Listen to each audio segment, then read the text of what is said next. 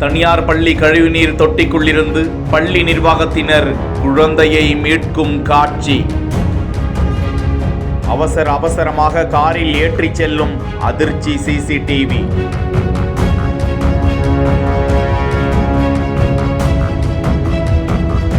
விழுப்புரம் மாவட்டம் விக்கிரவாண்டியில் வருவாய் வட்டாட்சியர் அலுவலகத்தில் மைய ஒப்பந்த பணியாளராக பழனிவேல் என்பவர் பணியாற்றி வருகிறார்.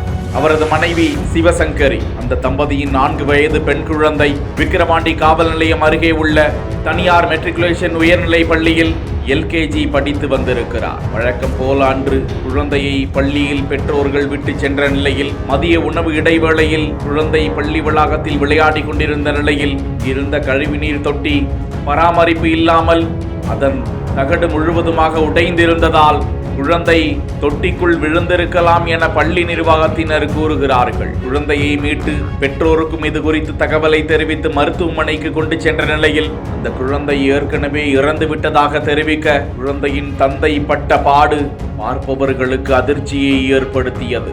தகவல் அறிந்த விக்கிரவாண்டி காவல்துறையினர் பள்ளிக்கு சென்று தீவிரமாக விசாரணை மேற்கொண்டு வரும் நிலையில் பள்ளி நிர்வாகத்தை கண்டித்து பொதுமக்கள் விக்கிரவாண்டி சென்னை தேசிய நெடுஞ்சாலையில் மறியல் போராட்டத்தில் ஈடுபட்டனர். பள்ளி வளாகத்தில் உள்ள CCTV காட்சிகளை வைத்து காவல்துறை அதிகாரிகள் ஆய்வு செய்து வரும் நிலையில் தொட்டிக்குள் இருக்கும் குழந்தையை பள்ளி நிர்வாகத்தினரே தூக்கிச் சென்று காரில் ஏற்றிச் செல்லும் காட்சிகள் பதிவாகி இருக்கிறது. இதனால் குழந்தை மரணத்தில் சந்தேகம் இருப்பதாக பெற்றோர்கள் புகார் தெரிவித்துள்ளது குறிப்பிடத்தக்கது.